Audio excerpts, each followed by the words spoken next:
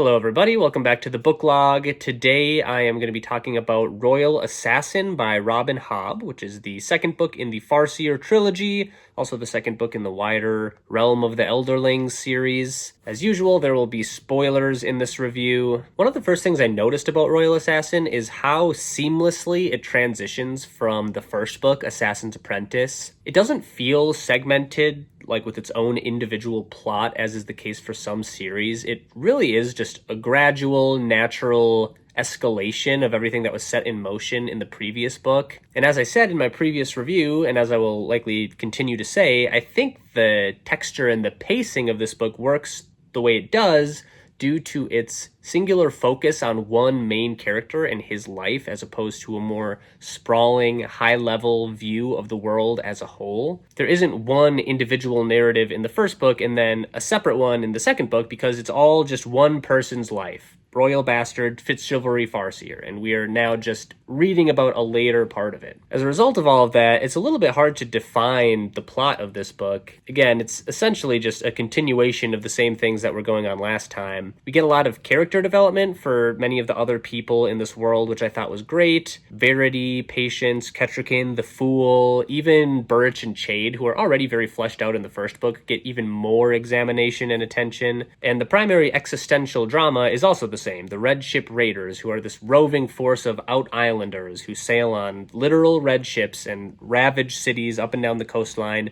forging their victims, which essentially means turning them into these violent, mindless zombies with no emotion or humanity. This is the main thing going on, and it colors a lot of the rest of what this book is about on a more granular level as well. We still don't really know much about the Raiders or their motivations, besides the fact that they don't seem to have any beyond killing and destruction. They don't appear to want land or wealth or anything, just ruin. There is a new wrinkle in all of this that's introduced here, the mysterious white ship, which Fitz has a couple of visions about. It seems like it might be the lead vessel, maybe somehow responsible for directing the rest of the fleet, but it's still kept mostly in the dark in this book. They remain a mysterious, inscrutable, creepy force of evil, and many of the political machinations in this book unfold directly in response to their ongoing threat. First and foremost, King Shrewd is very old and very ill. He can't really move around or do anything, so a lot of his duties are offloaded onto his sons, specifically King-in-Waiting Verity, who has been using skill magic to ward off the Red Ship Raiders. As a reminder, the skill is one of the major types of magic in this world. It's a sort of psychic ability that lets the user project their mind outward and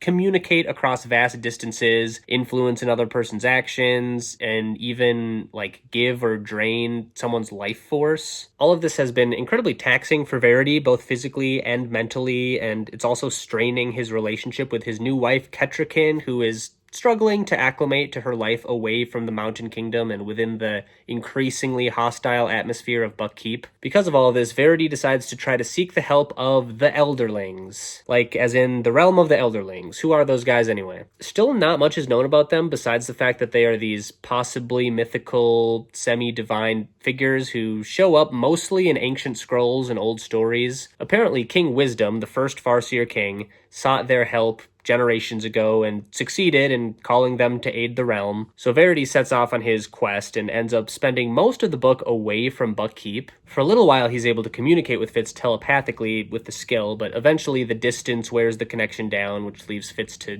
deal with all the fallout of Verity's absence, which I'll get into. Speaking of Elderlings, though, it is strongly insinuated, or at least I interpreted it this way, that the Fool, maybe my favorite character in the book, might himself be an Elderling, or at least related to them somehow. He physically resembles their description, which is just tall, thin, and pale, basically. But he also keeps suggesting through his weird riddles that he can, in some capacity, see or understand the future. He tells Fitz that he has a significant role to play in how whatever is going to happen actually happens. The rest of this book deals primarily with the internal politics of the Six Duchies, as opposed to Assassin's Apprentice, which did spend a little bit of time exploring the wider world through Jompe and whatnot. But I'm not complaining. I think the internal political drama of this book is very well done, very engaging, and also extremely frustrating, intentionally so. Based on the way the line of succession works in this world, the next in line to the throne after Verity would be his brother, Prince Regal, who is easily one of the most obnoxious, irritating, evil, slimy villains I've ever read. He is a completely loathsome, rotten asshole, and every time he's present, he's doing or saying something totally aggravating. First, as another reminder, he literally tried to have Fitz and Burrich and Verity killed in the first book so that he could claim the throne, but that is only the beginning of his schemes. In this book, it's revealed that Regal is responsible for King Shrewd's failing health. He has his little evil skill imps, Serene and Justin, secretly draining the king's strength while also feeding him herbs and drugs to keep him essentially incapacitated. Then, once Verity is gone, Regal lies and announces that word has come of Verity's death, which of course conveniently places himself next in line. He even attempts to have Verity's pregnant wife Ketterkin killed so that the unborn heir can't outrank him. And on top of all of that, he intentionally pulls resources from the coastal duchies while they're being slaughtered by Red Ship raiders, and then publicly blames Verity for wasting the kingdom's money, even though Regal is the one constantly throwing extravagant parties to buy loyalty from the dukes and nobles who support him. Like, if this were happening in Ancien Regime France, Prince Regal would be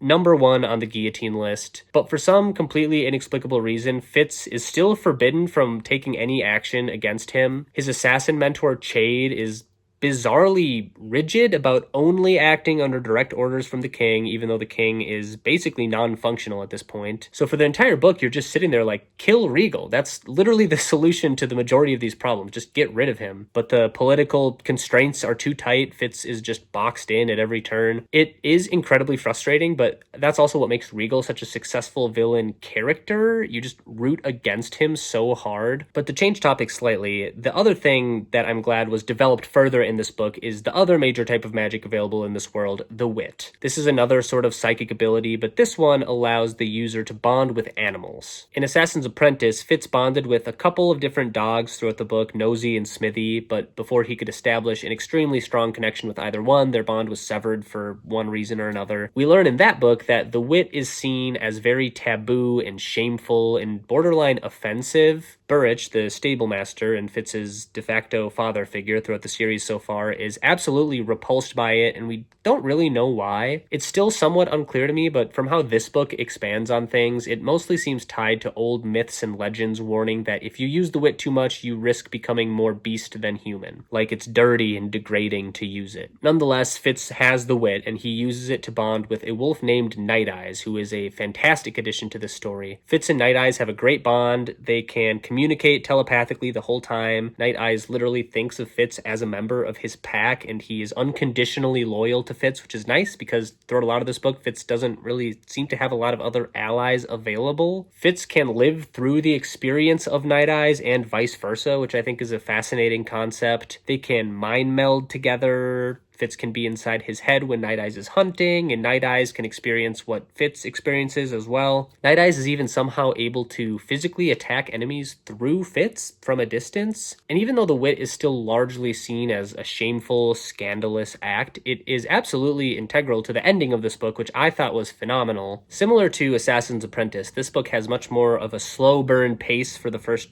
3/4 or so, and then has an incredibly fast-paced, intense, action-packed finale. So how it plays out is that using the skill, Fitz figures out that Verity is actually still alive. Letting Regal know that he knows this seems really dangerous, so he devises this whole scheme to covertly remove King Shrewd and Ketterkin in the middle of the night after Regal's crowning ceremony and bring them to safety in the Mountain Kingdom out of his reach. However, before this plan can be carried out, King Shrewd finally dies, and this is when Fitz discovers that Serene and Justin, Regal's skill coterie, have been using their powers to slowly drain the king of his life force. So what does Fitz do about this? Well, quite unexpectedly to me, he immediately chases them down and just kills both of them with a knife, right out in public, in the middle of the court. He is, of course, arrested and thrown in the keep's dungeon, where he is subsequently beaten and tortured and starved for multiple days while Regal tries to extract a confession from him. Not about killing Serene and Justin, but a fabricated confession admitting that he possesses the wit and that he used it to murder King Shrewd. That way Regal will have the justification to hang him in public or whatever. My favorite part of the whole entire book book is right at the very end of this sequence. Burrich drunkenly visits Fitz in the dungeons and brutally berates him and derides him for using the wit and spits in his face before being taken away. Fitz is obviously incredibly hurt by this until he discovers that Burrich was pretending to be drunk and the spit